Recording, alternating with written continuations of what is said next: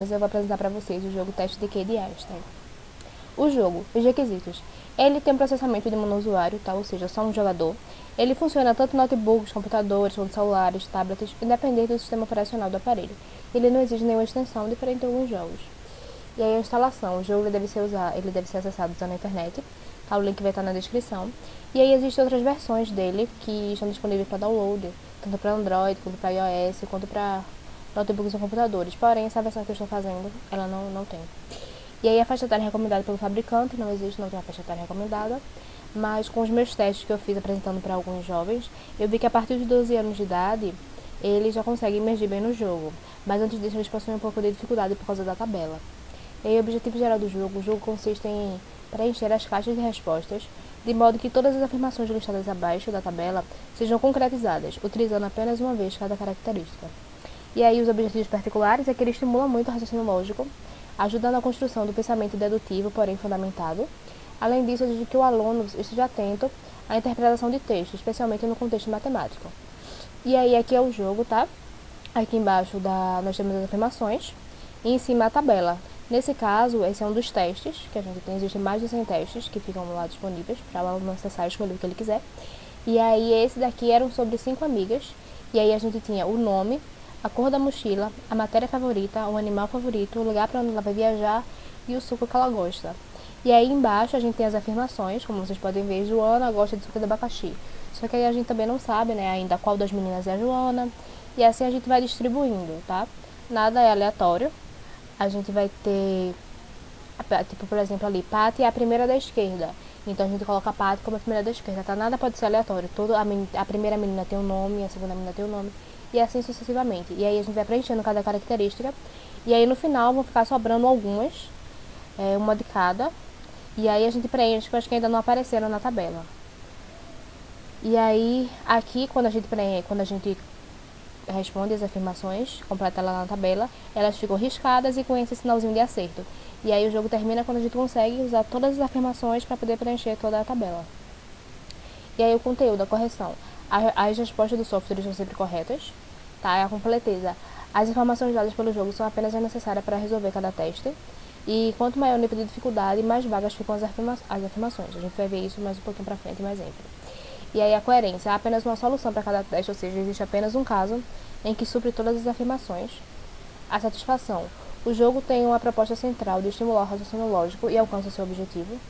A interatividade, ele não apresenta nenhum mecanismo de adequação a cada usuário, porém, por existirem mais de 100 testes e cada um tem o seu próprio tema, Natal, profissões, universidade, brinquedo, compras, séries, animais, casamento, futebol, entre outras coisas. E aí há uma grande chance do aluno se identificar com algum tema. Isso auxilia muito na imersão dele no jogo. É a descrição do produto. Em cada teste, tenta-se preencher as caixas utilizando todas as afirmações. Lembrando que cada característica é única, ou seja, só pode ser usada uma vez. E aí aqui a gente tem alguns exemplos de temas dos diversos testes que tem. Como eu falei, já são mais de 100.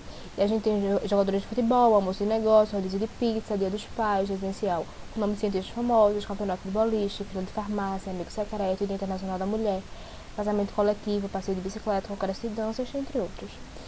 E aí, o pré-jogo, aí eu recomendo que o aluno já tenha tido um contato prévio com questões de raciocínio lógico, que ele entenda como é que funciona, entender a montagem de uma tabela e que ele tenha uma boa compreensão da importância da interpretação textual na matemática. E aí, pós-jogo, o professor pode optar por, após o jogo, levar questões de raciocínio lógico mais complexas, apresentar a tabela da verdade, que é um assunto que eles têm bastante dificuldade, mas isso aí já pode servir como uma prévia disso, e até mesmo buscar construir a interdisciplinaridade com a língua portuguesa, por causa dessas questões da interpretação textual. E aí as funções psiconeurológicas e operações mentais envolvidas. O jogo estimula a dedução lógica. O aluno mentalmente elimina opções. Por exemplo, se uma afirmação diz que Carla está à esquerda de Paulo, então o aluno deve deduzir que Carla não está na última barra da tabela, pois dessa forma seria impossível preencher essa afirmação. Ele também deve observar que Carla não está necessariamente ao lado de Paulo, não é porque ela está à esquerda que ela está do lado dele, então ela pode estar um pouquinho antes, não está necessariamente ao lado, e aí só pelo fato dela estar à esquerda dele, quer dizer que a afirmação vai ser cumprida, e ela vai estar lá, ela vai ser riscada e vai estar o certinho do lado dela. E aí quando ele quer dizer assim, ela está realmente ao lado, quando ele quiser, se ela quisesse dizer que que Paulo está realmente ao lado de Carla, então eu colocaria exatamente à esquerda, para que não restasse dúvida que é realmente ao lado.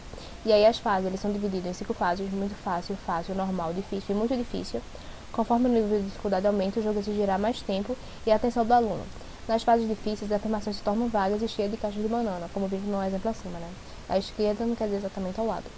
E aí o jogo está disponível para computadores, notebooks, celulares, como já falei antes, todos os sistemas operacionais por ser online. Fiz o teste em vários sistemas diferentes e todos eles rodam o jogo. E aí a flexibilidade do aluno pode escolher entre mais de 100 testes e temas com temas e níveis distintos. E aí aqui a gente tem um exemplo.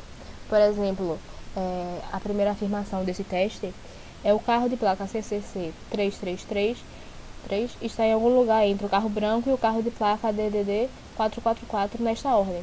Então aqui não quer dizer que esteja exatamente vem primeiro o CCC 333, depois o branco, depois o DDD. Não, quer dizer que ele está entre, mas pode não necessariamente ser um ao lado do outro. E aí ele coloca também aqui nesta ordem, porque em alguns casos está entre, mas não quer dizer nem que o branco vem antes ou o D vem depois, e o DDD vem depois, pode também ser o contrário. E aí nesse caso ele especifica que é nessa ordem. E aí a operacionalidade, o tempo de resposta, as respostas são imediatas, o aluno ele seleciona e na mesma hora aparece, tá? As mensagens de acerto: quando o usuário completa a tabela, usando todas as afirmações corretamente e completando as barras que faltaram, utilizando as características que ainda não foram inseridas na linha, aparece a mensagem: parabéns, você terminou, como a gente pode ver ali embaixo. E aí de erros, ele não apresenta nenhuma mensagem para avisar que o jogador errou, ele deve notar isso sozinho quando a tabela se tornar impossível de ser resolvida usando todas as afirmações. Quando isso acontecer, o jogador deve reiniciar a tabela ou tentar achar o erro. Mas eu não recomendo que tente achar o erro, porque isso leva muito tempo. É mais fácil que ele realmente reinicie a tabela e comece de novo com um pouquinho mais de cuidado. Tá? De ajuda, não há possibilidade de solicitar ajuda ou dicas além das afirmações que já são inseridas inicialmente pelo jogo. Isso já é suficiente para poder resolver. E aí a interface homem-máquina, o jogo não possui cores inicialmente, tá? Porém, a maioria dos testes apresentam uma cor como característica do personagem. A cor da casa, a cor da mochila, como a gente viu naquele primeiro exemplo, a cor da roupa, ou naquele exemplo anterior era a cor do carro. E quando a barrinha é preenchida, toda a coluna fica na cor indicada. Além disso, o desenho da capa de cada teste, chama a atenção do aluno e se torna o principal motivo para ele escolher o teste para resolver. O jogo é simples e, infelizmente, ele não se ajusta de acordo com as necessidades de cada aluno, tá? Ele não tem aquela possibilidade de ele ler para você, né? Ou então de dar zoom, de aparecer as figuras para quem não tem dificuldade para ler no computador. Não tem esses mecanismos, não. E aí, operações e comandos, está listado, mas só é necessário o mouse para preencher a tabela, tá? Você não precisa digitar porque as características já ficam escritas. E aí, aqui a gente tem um exemplo, né? Aquele primeiro exemplo das amigas. Aí eu preenchi toda a tabela e deixei as cores das mochilas de fora. E aí, quando a gente coloca as cores, ela fica, a coluna fica da cor, nesse caso da mochila, mas pode ser de qualquer outra coisa. E eu acho que todos têm, geralmente, mas eu acho que todos têm uma cor indicando. E aqui são as capas que tem, tá? E aí o aluno acaba vendo uma capa e aí esse é o motivo pelo qual eu escolho o teste. A capa com o tema, né? Que eles têm a ligação. E aí é por isso que o aluno escolhe um teste para resolver. E aí a síntese avaliativa, o jogo propõe estimular o raciocínio lógico, porém faz mais que isso. Ele traz uma interpretação textual no contexto matemático, estimula a dedução fundamentada, traz um conceito de construção de tabela muito diferente do que geralmente é visto na escola, possui uma jogabilidade simples e regras claras, as cores das colunas e as capas temáticas ajudam na imersão do aluno.